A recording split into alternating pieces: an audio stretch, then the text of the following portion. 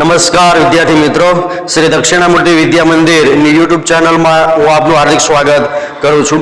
ગયા પીરિયડમાં જ્યારે આપણે ઓફલાઈન ભણતા ત્યારે પાઠ નંબર 6 મેરી બીમારી શ્યામાને લે એ ગયા પીરિયડમાં આપણે ભણ્યા હતા. એક દિન મુझे वह रास्ता दिखाई दिया जिस पर अपने बल पर चलकर मैं अपनी चिंताएं समाप्त कर सकता था. किसी के लिए, विशेषकर श्यामा के लिए, मैं कोई चिंताएं नहीं छोड़ूंगा. इस संकल्प से मुझे दृष्टि भी दी, बल भी दिया. અહીંયા સુધી આપણે ઓફલાઈન ભણ્યા હતા. હવે ત્યારબાદ અનુવાદ પાઠ આગળ मैंने डॉक्टर बीके मुखर्जी के पास जाकर कहा, એટલે શું કહે છે, હું ડોક્ટર બીકે મુખર્જી પાસે જઈને कहे से कि डॉक्टर साहेब आपका इलाज बहुत महंगा है. शू कहे छे, तमारो इलाज बहुत महंगो है. मेरे पास आपके इलाज के लिए पैसे नहीं है. मारी पासे तमारा इलाज करवा माटेना पैसा मारी पासे नहीं. इसके पूर्वे कि मैं कुछ और कहूं या पूछूं, उन्होंने अपने बदनाम मुंहफट स्वभाव से कहा, पैसे नहीं है तो जाओ मरो. ते डॉक्टर पास जाए छे अने कहे छे के पूछवा ज्यारे जाए छे त्यारे सामेथी डॉक्टर कहे छे, तेना स्वभावमां कहे छे के पैसा ना होय तो जाओ, मरी जाओ. मुझे जीवन में चुनौती ही बल मिलता है. मारा जीवननी अंदर जे चुनौतीनो सामनो करवो पड़े एनाथी वधारे मने बल प्राप्त थाय छे. वे यदि मुझे 100 बरस जीने का आशीर्वाद भी देते तो शायद जीने के लिए संघर्ष करने का मुझमें इतना बल ना आता जितना मैंने उनके जाओ मरो शब्दों से संचय किया है. शू कहे छे, यदि मुझे 100 बरस जीने का आशीर्वाद मळे, यदि એટલે ક્યારે જો મને 100 વર્ષ જીવવા માટેના આશીર્વાદ મળે તો तेना करता वधारे पण एना संघर्षनी अंदर इतना बल ना आता जितना मुझे उनके जाहो मरो शब्द से संचय किया. एटલું બધું એને બળ પ્રાપ્ત નથી થતું કે ડોક્ટરે એને એવું કહ્યું છે કે જાઓ અને અહીંથી તમે મરો. लड़कपन में मेरे पड़ोसी बाबू मुक्ता प्रसाद ने लोही कोने के पानी के इलाज से मुझे परिचित कराया था. बाळपणनी अंदर पड़ोशीनी अंदर बाबू मुक्ता प्रसाद नामना व्यक्ति पासे पानीना इलाज विषयनी माहिती आपवामां आवे छे. मेरी ऐसी बीमारी के लिए ठंडे पानी के टब में बैठकर सीटर्स बाथ लेने का विधान था. मेरी ऐसी बीमारी एनी जे बीमारी हती एना माटे एने ठंडा पानी में बेसीने सीट बाथ लेने का विधान था. सीट बाथ लेवा माटेनुं विधान हतुं. एलोपैथी में क्षय के रोगी को दूध, घी, मक्खन, अड्डा अधिक से अधिक दिया जाता है. एलोपैथी नी अंदर क्षय माटेना जे रोगो होय एना माटे दूध, घी, माखण आ बधी वस्तु अधिक दिया जाता એટલે વધારે દેવામાં આવે છે. अधिक એટલે વધારે આપવામાં આવે છે. कोने के इलाज में चिकना मुना था. सिर्फ कच्ची सब्जियां, फल, भीगे चने, गेहूं आदि पर रहना था. सिर्फ એટલે ક્યારે कच्ची सब्जियां એટલે કાચી શાકભાજી, फल, गेहूं એટલે ઘઉં आदि पर रहना था. ઘઉં આટલા ઉપર આદि એટલે વગેરે એના ઉપર રહેવાનું હતું. ન દવા પર कुछ खर्च, न खुराक पर कुछ खर्च. दवानो कोई पण प्रकारનો खर्च થતો નથી, પૈસાનો કોઈ પણ પ્રકારનો खर्च થતો નથી. यही इलाज तो मेरी स्थिति के अनुकूल था और कामकाज साधारण किए जाना था. અને આ જ इलाज મારા માટે સારો હતો અને હવે આગળના साधारण काम કરવા માટે હું તૈયાર છું. मैंने बीके मुखर्जी का नुस्खा फाड़ डाला और कोने के अनुसार सीट बात आरंभ किया.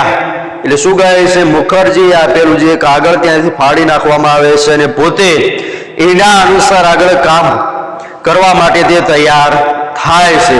તદ अनुसार खुराक आदि रखी. स्कूल भी जाने लगा. केवल रात वाली ट्यूशन छोड़ दी અને પાછળથી તે નિશાળે પણ જવામાં જાય છે, શાળાએ પણ જાય છે. ખાલી રાત વાલી ટ્યુશન રાત્રે જે ટ્યુશન હતા તે ટ્યુશન છોડી દેવામાં આવે છે। उसका मोह वजह एक तरह से किताबों की बिक्री से मिल जाता, श्यामा ने मेरा विरोध न किया।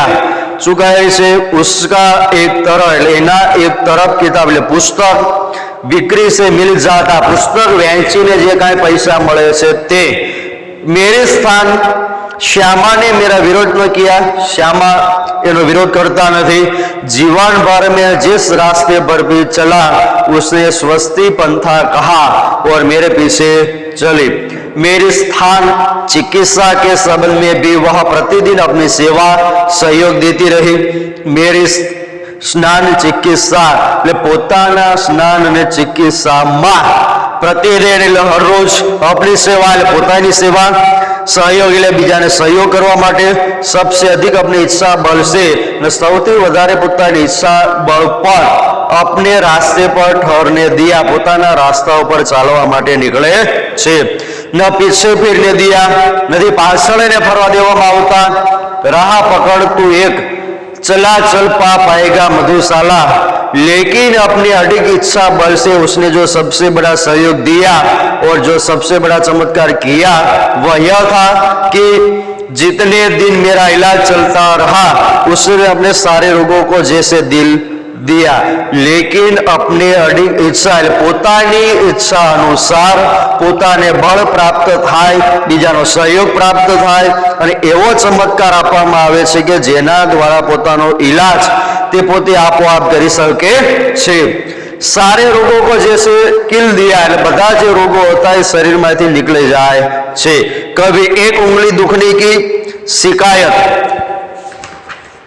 न की, શું કહે છે? પોતાની આંગળી પણ દુખવા માટેની તે શિકાયત કરતા નથી। शायद उनके प्रति इस निश्चितता ने मुझे अपने रोगों से लड़ने का जितना बल दिया उतना किसी चीज ने नहीं दिया। इस आत्मनियंत्रण, आत्मनिग्रह, इच्छा बल, हठयोग की समझ में नहीं आता, उसे क्या नाम दूं? શું કહે છે? પોતાનું આત્મનિયંત્રણ, આત્મનિગ્રહ, પોતાની ઈચ્છા બળ અનુસાર શું એને ખ્યાલ આવતો નથી કે આને મારે શું નામ આપવું। બડી મહેંગી કિંમત ઉસે ચૂકવવી પડી, વધારે મહેંગી એની કિંમત ચૂકવવી પડે છે। अपने क्षय અને જ્વર से पूर्णतया मुक्त हो जिन दिन मैंने सामान्य भोजन किया, પોતાના ક્ષય અને જ્વર એટલે તાવ જ્યારે પૂરો થાય છે ત્યારે એ દિવસે તે ભોજન લે છે। 15 अप्रैल 1936 को ठीक उसी दिन वह चारपाई पर गिरी और फिर न उठी। 216 दिन बराबर रोग थप्पिया पर पड़ रहने लगे। 216 दिवस सुधी ते रोग पर रोग थी पथारी पर ते रहे छे। 17 नवंबर 1936 को उसने अपना शरीर छोड़ दिया। 17 नवंबर 1936 में ते पोतानु शरीर छोड़ी दे छे। श्यामा के और अपने विवाहित जीवन के अंतिम 18 महीने में मुझे और उसे दोनों को मौत के साथ संघर्ष करना पड़ा। श्यामा પોતાના વિવાહિત જીવનની અંદર 18 મહિના સુધી બંને માટે મોત સાથે સંઘર્ષ કરતા રહે છે। मेरे संघर्ष में श्यामा ने अपनी इतनी आंतरिक मंगल कामना दी, इतना सहयोग दिया, इतनी अपनी सेवा दी, इतना अपने को दिया, इतना अपनी ओर से मुझे चिंता विमुक्त रखा कि मैं उसे संघर्ष में विजयी हुआ। संघर्ष श्यामाने आमा घणो बधो संघर्ष कर्यो, पोतानी कामना आपी, बधा सहयोग आप्यो, बीजाने सेवा करी, इतना अपनी ओर मुझे कोई पण संघर्ष बाद मुझे विजय हुआ और आवा संघर्ष द्वारा ते विजय प्राप्त करी सके छे। पर उसके संघर्ष में बहुत मैंने अपनी शुभकामना दी, बहुत सहयोग दिया और एना बदल एने शुभकामना आपवामां आवे छे। वधारे पड़तो सहयोग पण करवामां आवे छे, बहुत सेवा दी, वधारे सेवा आपवामां आवे छे। बहुत अपने को दिया पर पराजित हो गई। आ बधुं आपवा छतां पण ते पराजित थई जाय छे। एक मोचे की कमजोरी से वह मेरे विषय में मृत्यु की अंतिम सांसों तक चिंता विमुक्त नहीं हो सके। શું કહે છે? પોતાના વિષયની અંદર મૃત્યુના અંતિમ શ્વાસમાં પણ પોતે ચિંતા વિમુક્ત થઈ શકતા નથી। પછી ત્યારબાદ નીચે શબ્દાર્થ આપ્યા છે, આ પાઠ અહીં પૂરો થાય છે, અધૂરો હતો એ પાઠ હવે આપણે અહીંયા પૂર્ણ કરીએ છીએ. ત્યારબાદ ગૃહ કાર્ય જે અહીંયા નીચે આપ્યું છે એમાં સ્વાધ્યાયના પ્રશ્ન નંબર 1, એક વાક્યના પ્રશ્ન આપ્યા છે તે લખવાના. પછી પ્રશ્ન નંબર 2 સવિસ્તાર ઉત્તર જે આપ્યા છે તે લખવાના છે. ત્યારબાદ પ્રશ્ન 3 અને 4 એ લખવાના નથી, ડાયરેક્ટ પ્રશ્ન નંબર 4 જે શબ્દ સમૂહ આપ્યા છે શબ્દ સમૂહ માટે એક એક શબ્દ લખો. અને પ્રશ્ન નંબર 5 વિરોધી શબ્દ, એક એક વાક્યના પ્રશ્ન. પ્રશ્ન નંબર 1 સ્વાધ્યાયનો, પ્રશ્ન નંબર 2 પ્રશ્ન નંબર 4 શબ્દ સમૂહ કે એક એક શબ્દ, અને પ્રશ્ન નંબર 5 વિરોધી શબ્દ દીજીએ. એટલું આપણે આ સ્વાધ્યાયની અંદર લખીને તૈયાર કરીશું. પછી ત્યારબાદ આગળનો જે પાઠ આપણને આપ્યો છે 11મો પાઠ, 10મો પાઠ આપણે ભારત ગૌરવ પણ ચલાવી દીધો છે. ત્યારબાદ 11મો પાઠ આવતા પીડીએફમાં એ આપણે ચલાવશું. એટલે આ સ્વાધ્યાયની અંદર પ્રશ્ન નંબર 1, 2, 4 અને 5 લખીને તૈયાર કરવા. અસ્તુ. જય હિન્દ.